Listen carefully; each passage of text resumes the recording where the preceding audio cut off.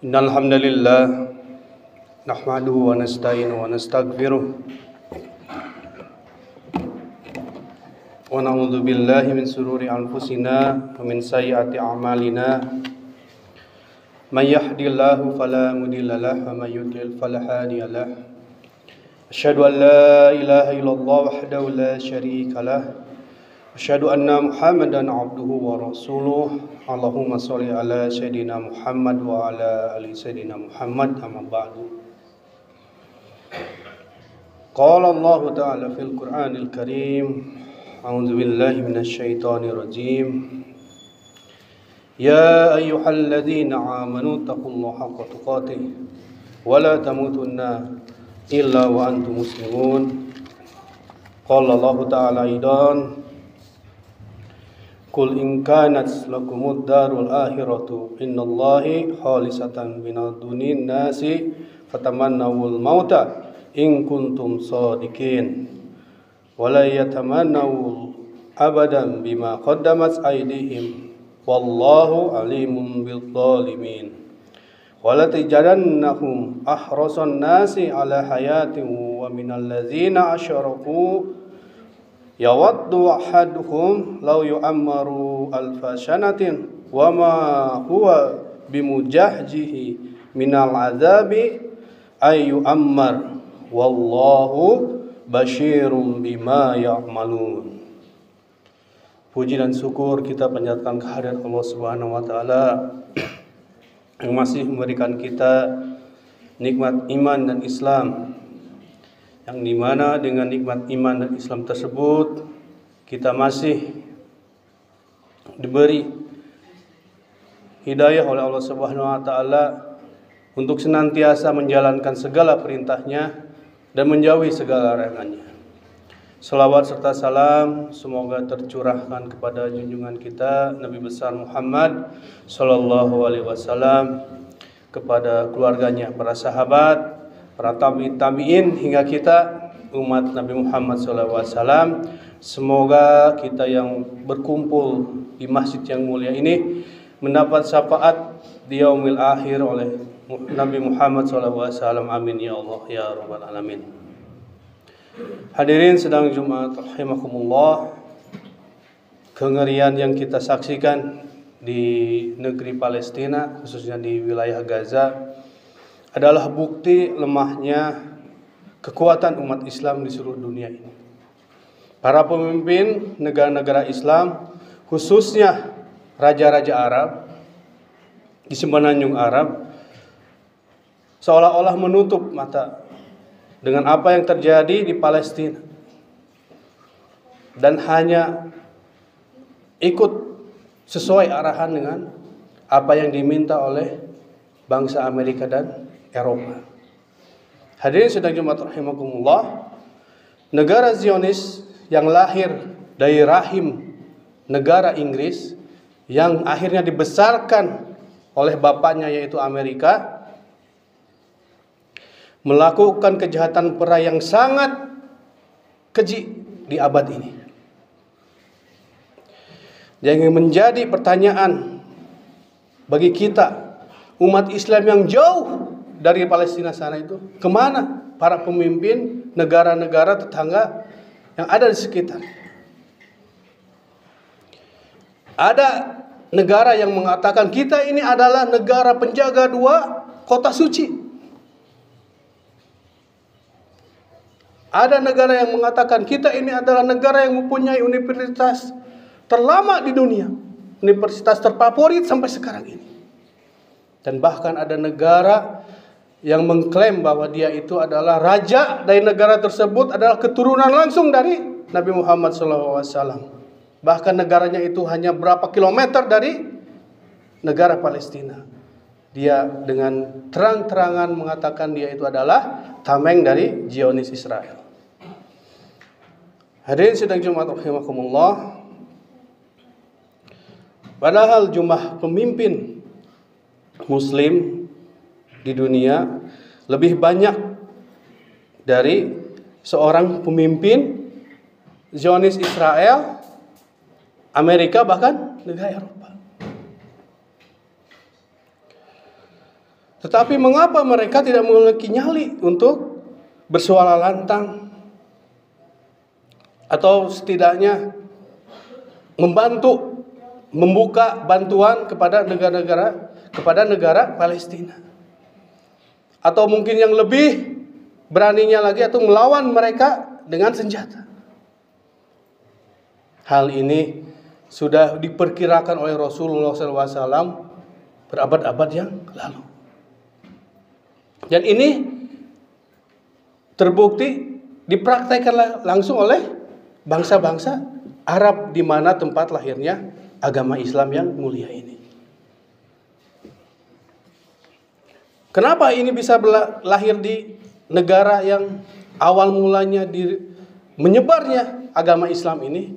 Karena obsesi kekuasaan dan kekayaan dunia yang terlalu tinggi menyebabkan para pemimpin dunia Islam itu takut akan kematian dan kesengsaraan. Rasulullah SAW bersabda dalam hadis riwayat Abu Daud dan Ahmad bahwa Nabi SAW mengingatkan akan bahaya penyakit ini bagi umat Islam nanti. Rasulullah SAW bersabda, sudah dekat masanya berbagai bangsa saling mengajak untuk mengerumuni kalian. Sebagaimana orang-orang yang makan saling mengajak untuk mengerumuni hidangan di piring besarnya. Apakah karena pada hari itu kami sedikit, ya Rasulullah? Itu pertanyaan dari seorang sahabat yang bernama Saubah. Rasulullah SAW menjawab, justru kalian pada hari itu jumlahnya banyak. Jumlahnya banyak. Akan tetapi kalian ibarat buih di lautan. Ibarat buih di lautan, banyak terlihat buih tapi mudah hilang. Allah mencabut dari mereka mencabut dari dada-dada kalian ketakutan terhadap kalian. Jadi Allah mencabut dari dada-dada musuh kita itu ketakutan terhadap umat Islam, dan akan melemparkan ke dalam hati kalian penyakit wahan. Seorang bertanya lagi kepada Rasulullah, wahai Rasulullah, apa wahan tersebut? Rasulullah SAW menjawab, gila dunia dan takut mati. Hadirin sedang Jumat rahimakumullah, para pemimpin dunia Islam seakan-akan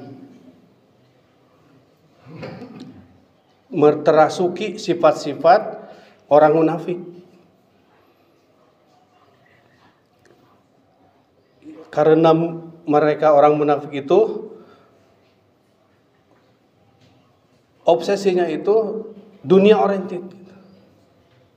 Yang dituju adalah dunia, tanpa melihat bagaimana akhirnya kita di akhirat.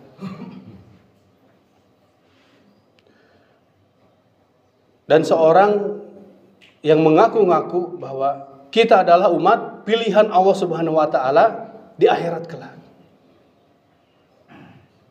Padahal mereka lupa bahwa kejadian ini pernah terjadi juga kepada Bani Israel. Berabad-abad sekarang setelahnya itu, sebelumnya.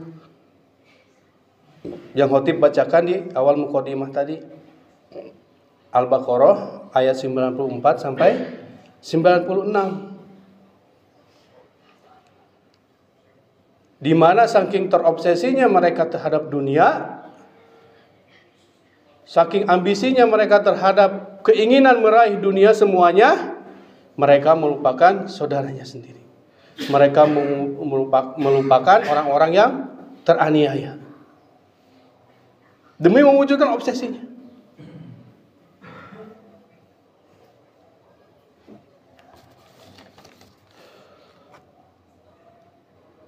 Qul in kanat lakumud darul akhiratu innallahi khalisatan min dunin nasi fatamannawul mauta in kuntum shadiqin.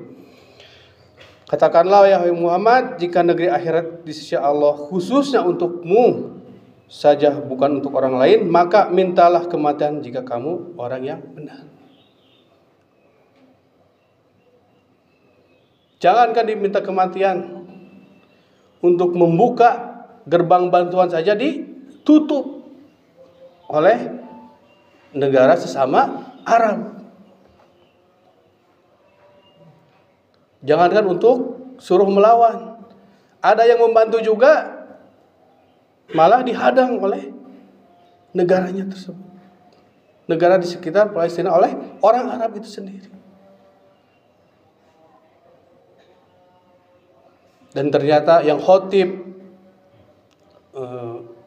tahu bahwa firqah yang atau metode pembelajaran Islam yang ditransfer ke Indonesia, yang sekarang banyak sekali di kita itu, mereka membuat syair, Allahu goyatuna,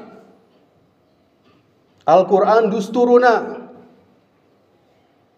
Ar-Rasul kudwatuna, Al-maut fi sabilillah asma amanina. Bullshit itu semua, Pak. Omong kosong. Hanya mendoktrin orang-orang kita di sini untuk mengikuti firqah mereka. Sedangkan mereka yang segini tidak memperhatikan al-maut fi sabilillah asma amanina. Dan cita-cita kami tertinggi adalah mati di jalan Allah. Orang tetangganya saja sendiri dibombardir oleh Zionis, mereka diam. Mereka malah membantu Zionisnya. Tapi syair-syairnya menyebar ke negara kita.